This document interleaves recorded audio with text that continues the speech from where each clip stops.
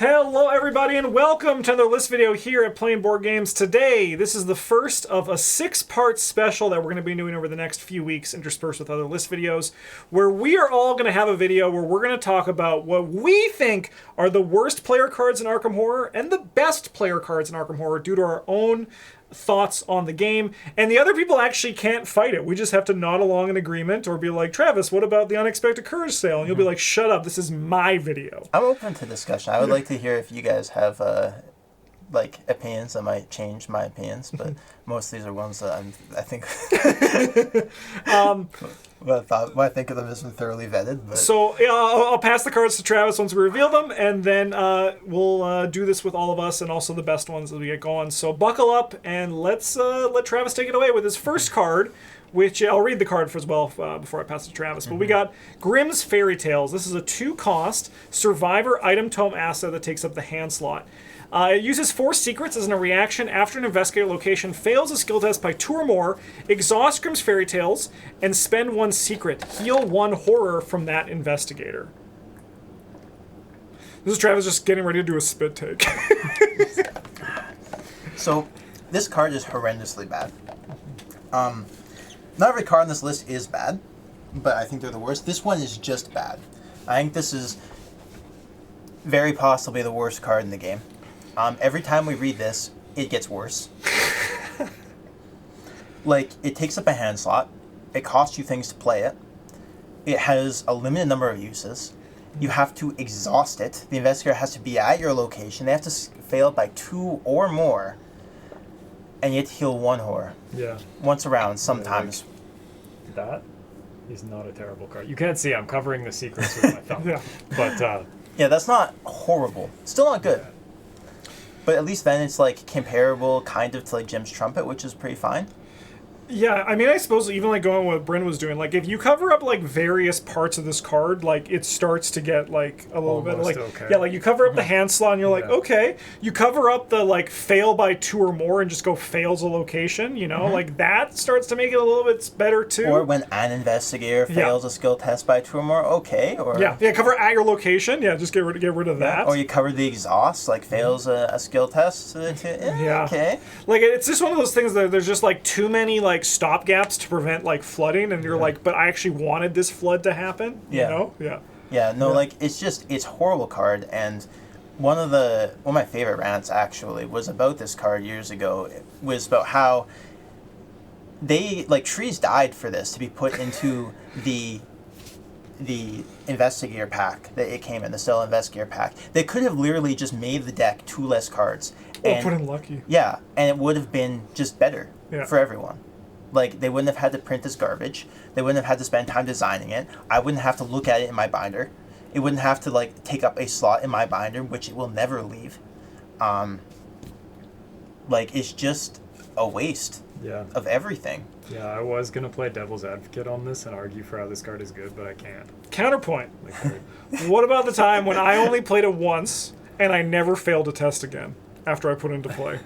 Do you think it's because of that, or do you think it's because I build my decks to not fail? Which one do you think it was? I think it's because this card did that. Yeah. I think I'm with Brett on this one. It was definitely this card. You should put more in your decks, Justin. Yeah.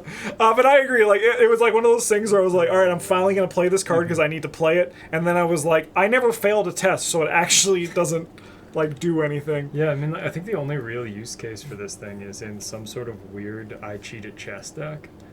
To use as like additional secrets, but he already comes with 3. Like, do you need 7? No. If you care about having a secret barrier, you can just not care about your red splash, like having to have access to this, and you can just play the Forbidden Tome from Harvey's deck that comes with 5 for 1 resource. Yeah. No. Yes. It costs. It's not even good at that. You can't do that because you have you can only play 5 yellow cards. When you had 2 deductions, Dr. Milan, and then, the chess guy. Yeah. Like, the art for this card isn't even good for the card. Like, the art's fine. I wouldn't be upset if this was on a different card. But, like, it's like they had art of Wendy, and they, like, fucking wrote Grimm's on it, and they're like, this is the thing. Well, so yeah, this is actually used in previous games for the Grimm's fairy tale art, but it actually was just zoomed in on the book in her arms, right? Which makes sense, right? Because it's on the book. Which would be better for this art, to be honest. I don't know why they didn't do that. Why is Wendy here? It is a little bit strange. I do agree. There's honestly, my only defense for this card is literally the joke that it causes you to not fail anymore, which is not actually This card doesn't have, even, it's a tome, which is, a decent card type, because, basic,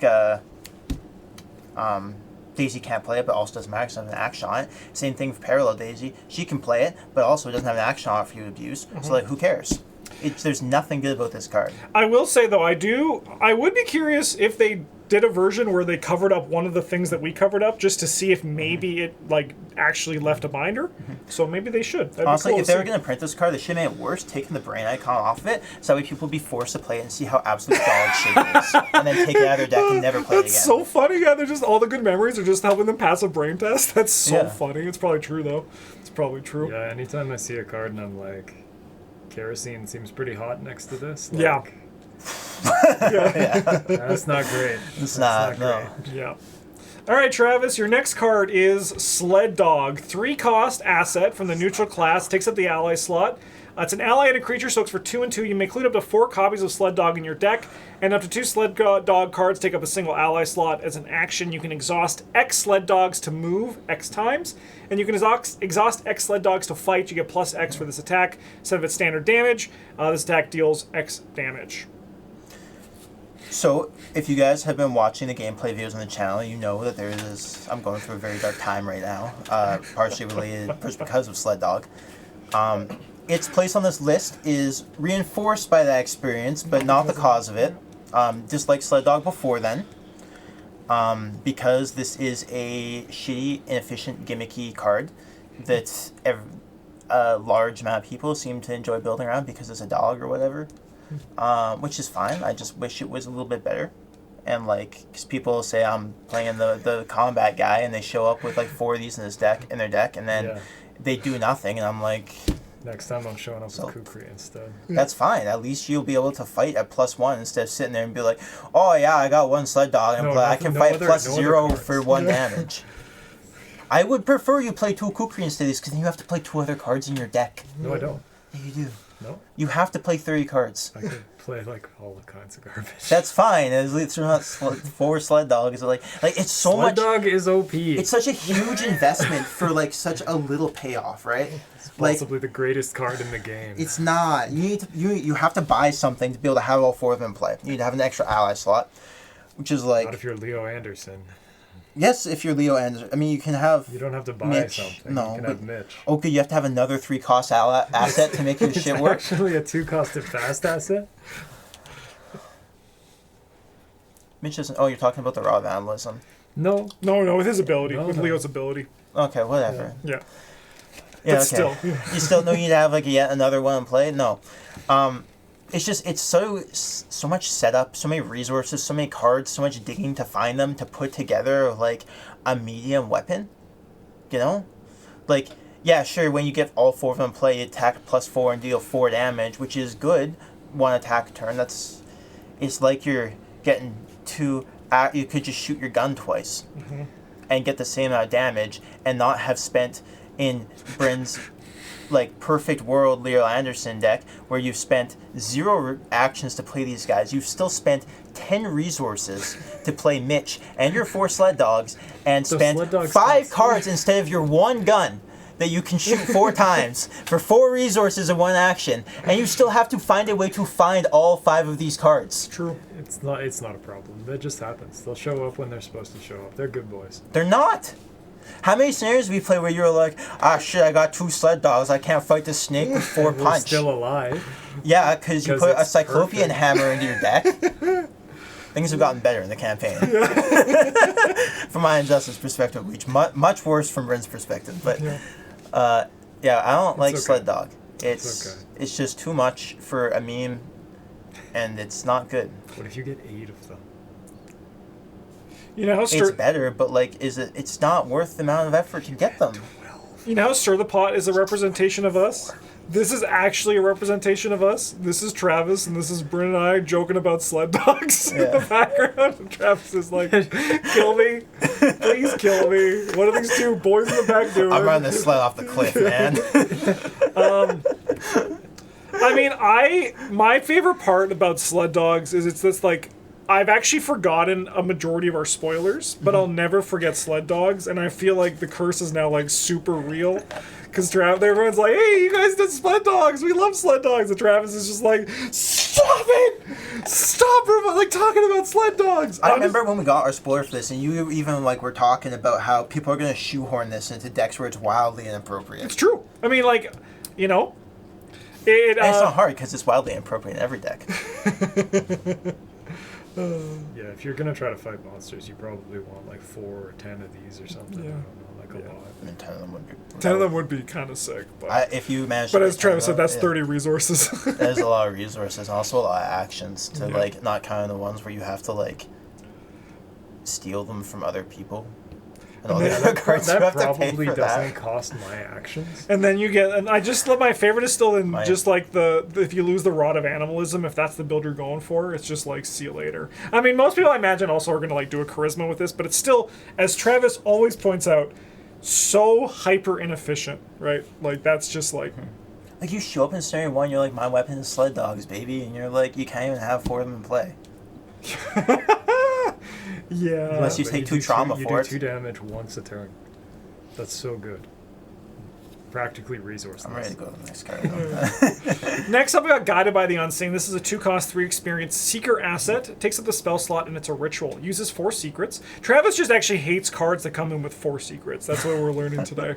I hate the number 4. Yeah. Lightning Bolt. During a skill test location, the performing investigator may search the top 3 cards of their deck for a card that can be committed to this test, and you may spend 1 secret to commit that card and shuffle the performing investigator's deck. So this card's been rad to be limited once per test. Because otherwise, it would actually be better if it wasn't. Because then you could just do it. You just tell them to search the deck for the card that you want to commit and then call it a day, right? Yeah. But as it is, you can only do it once per test, and there's no cost to doing it. You don't have to exhaust it. So you should do it for every single test to see if they get something good. There's no reason not to do it for every single test at your location. Which isn't the end of the world when you're doing it for your own cards and you're playing in person especially. You get pretty good at manipulating the cards. You can do it relatively fast. But especially when other people are doing things at your location and you say, hey, just a second, look at the top 3 cards of your deck that can be committed to this test. They didn't sign up to play with this card. They're not prepared for that. They need to look at the top 3 cards, evaluate if they want to commit any of them.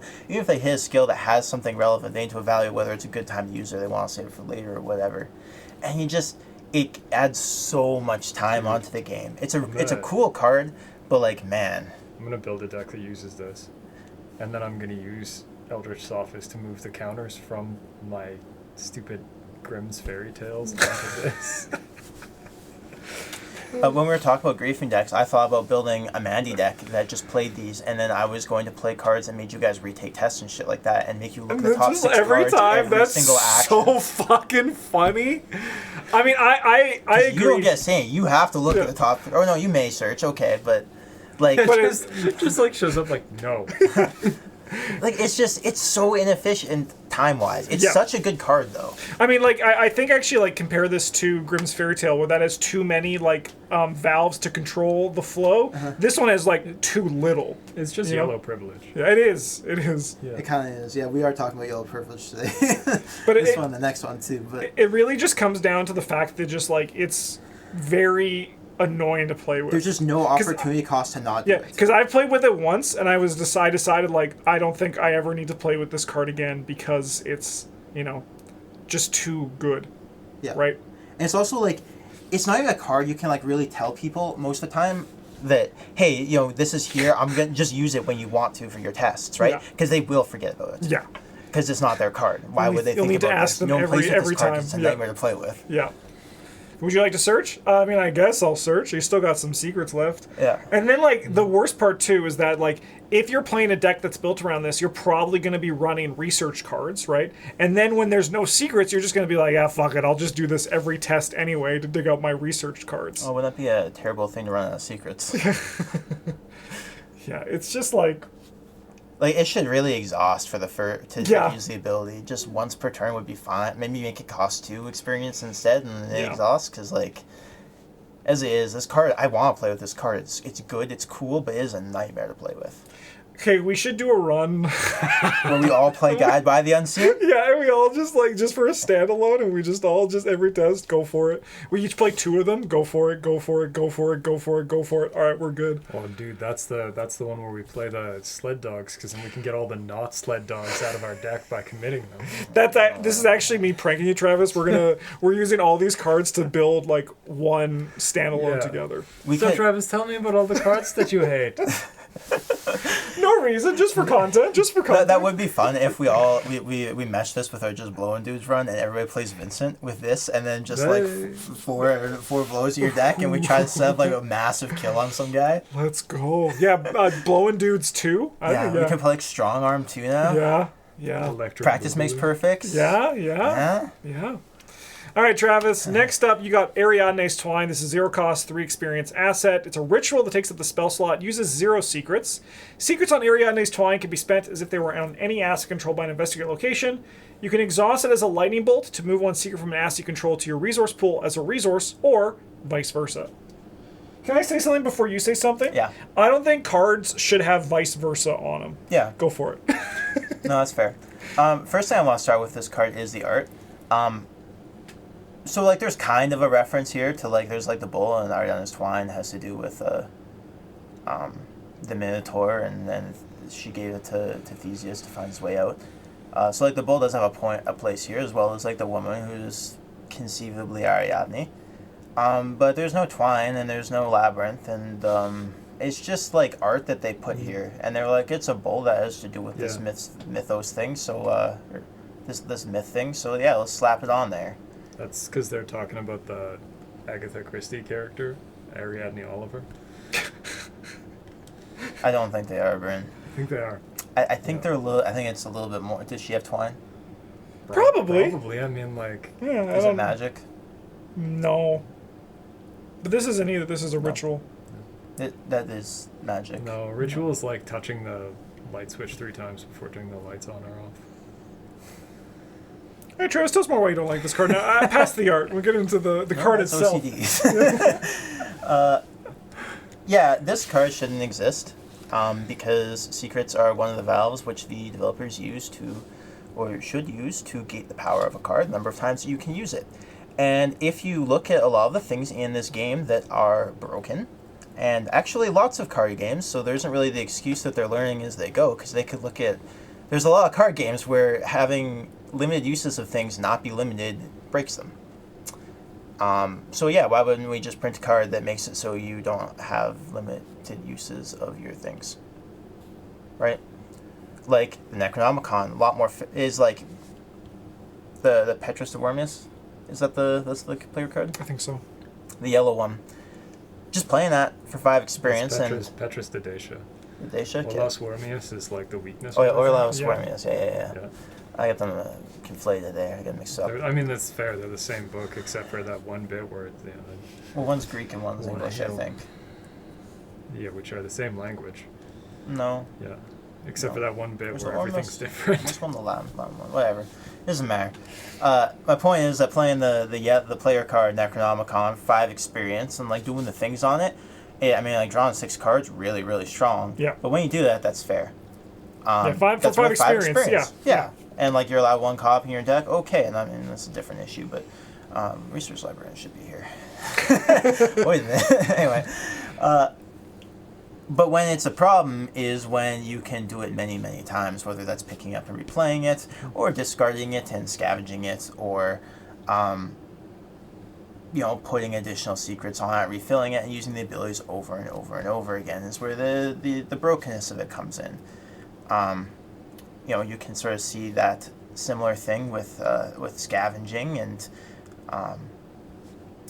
as long as there's sort of a cap on what you can do with it, where in scavenging's case there would be like resources to play your cards. The printing of the catalog makes it so you don't care about resources anymore. There's no cap on that. It's like just an engine and a payoff all in its own thing. And Ariadne's Twine is just an engine for all of your secrets producing things, and really puts a limit on what kind of instead of having secrets be a limiting factor for assets. Now like using secrets as a uses for cards is its own limiting factor because this card exists. They have to consider like what happens if I just sit here and put a secret on this every single turn. So it shouldn't exist. That kind of any kind of card that turns something that's supposed to be limited into being unlimited shouldn't be part of the game, because limited resources are like a cornerstone of the game. You see this in all kinds of other games that have had those sorts of issues. Like,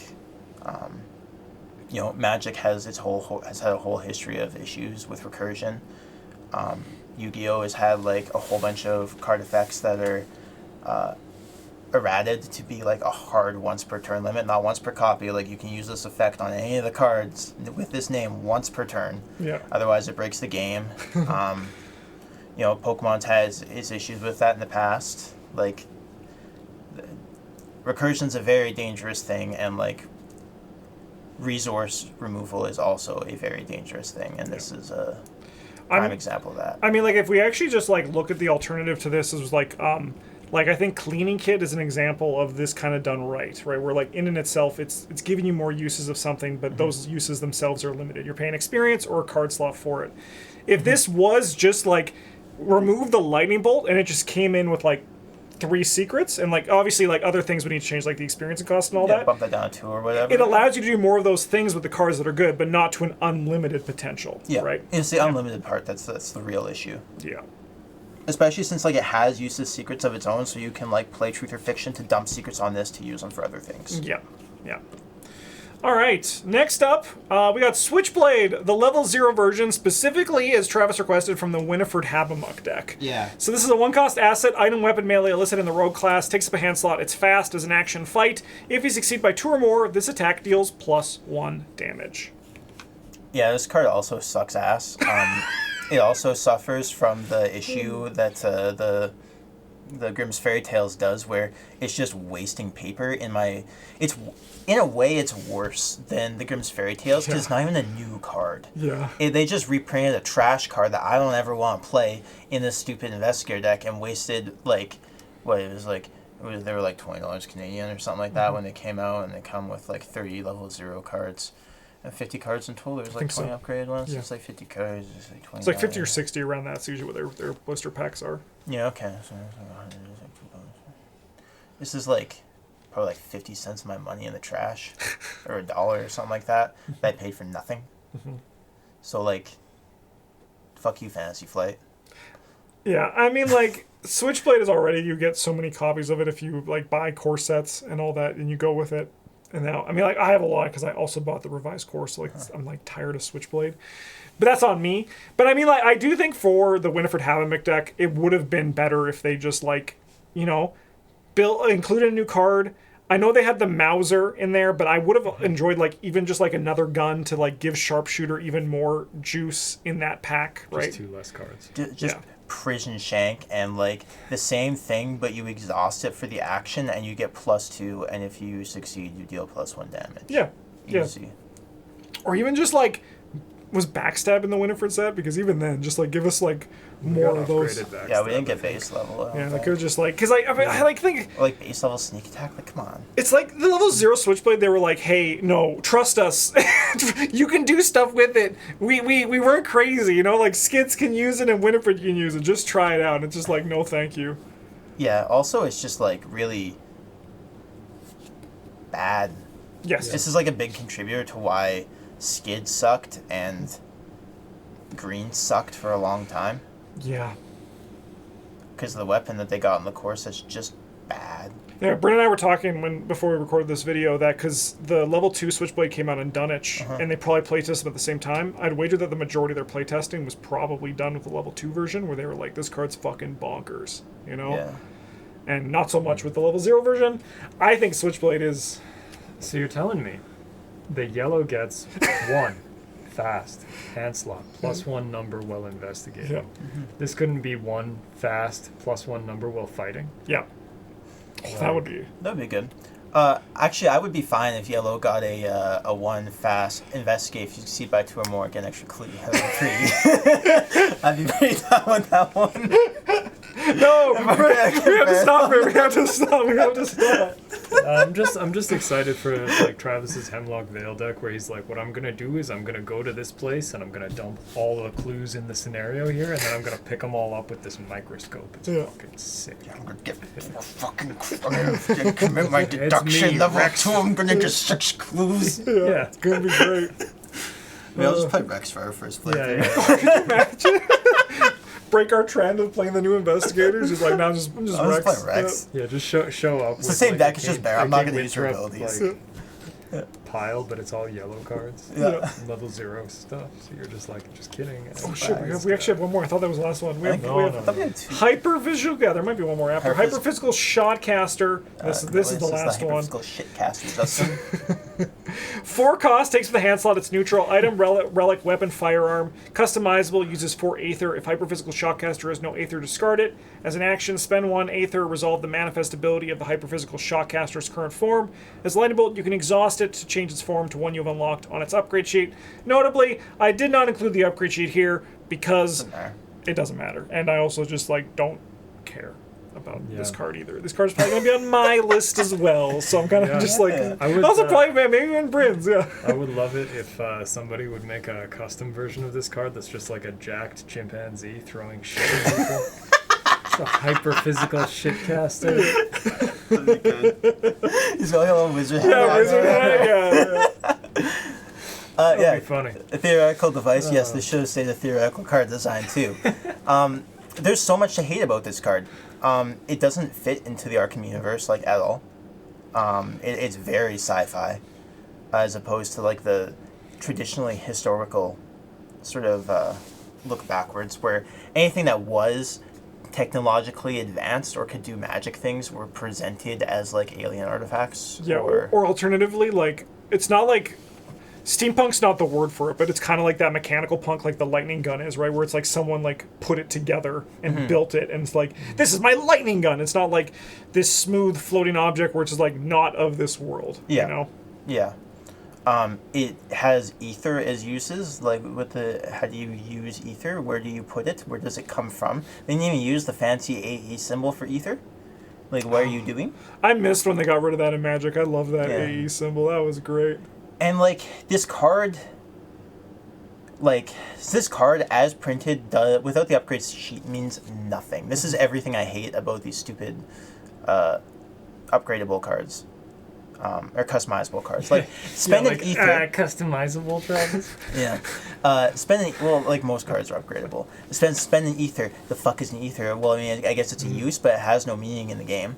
Resolve the manifest ability of the hyperphysical shitcaster's current form. What's a manifest ability? What's its current form? Oh, I can exhaust it to change its form to one I have unlocked on the upgrade sheet. Okay, good. So, as printed, this card does nothing. I have to reference a second card to know what it does. And, it's not even here. I don't know what it does. It commits for a while. That's what it does. Yeah. I mean, I agree with this, especially, this is just, I think it would not have been a worse box. I think it would have been a better box if this just wasn't in there and it was just a different neutral kind of card. I do appreciate weakness. They could just print it as a weakness with no upgrade sheet. I do appreciate the attempts to make cards for true solo, but I think just be good at everything is not the way to go. Yeah. Yeah, I do appreciate the idea of making a card that makes it so you can do things poorer than everyone else, but they should be limited in what they do, not just one neatly tied up package like this where you can do everything. Yeah. I'm not saying that's good or broken that it does it, which was definitely something that I expressed concerns about when it was spoiled. But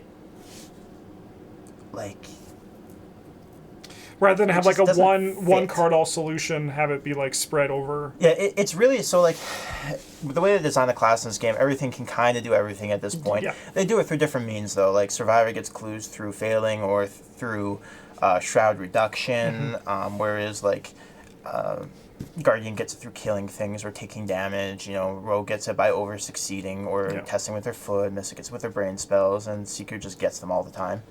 It's just like the good one at it. They all have their different flavors of it, but like having any class be able to do anything through the same like means is really weird to me, and kind of just it's as out of place as the card is. It's as out of place mechanically as the card is flavorfully to me. Yep, I agree. I'm with you on that. There's so much text to it. It's just this card really is an abomination. I mean, it was the customizable card that the three of us each gave a 1 when we rated all the customizable cards. Yeah. So, I mean, you're preaching to the choir here. Yeah. Yeah. It's good. I like when people agree with me. I think that's it. Oh, we got one last thing. Sure. Hey, Yeah, Travis, sorry. what's your favorite flavor of bear paws? It's the brownie flavor. It's actually the only one that I can eat due to a very strange allergy. But And preference, because you can't eat birthday cake. correct. Yeah, this is the pâté d'ours brownie flavor, which is the optimal The ultimate. bear paw Yeah. flavor. I'm crack gonna it enjoy open. right now. Heck yeah. Heck yeah. You guys don't get one in this video because it's not your video. It's not our video. not But our as Travis is enjoying a tasty brownie bear paw, I'm going to say huge thank you to all our patrons for supporting the channel. And if you enjoyed this video, get ready because we got 5 more coming. Travis just like, oh! Just start choking. We have 5 more videos of this coming up in the near future. But thanks for watching, everybody. Have a good one. And as always, a GG's.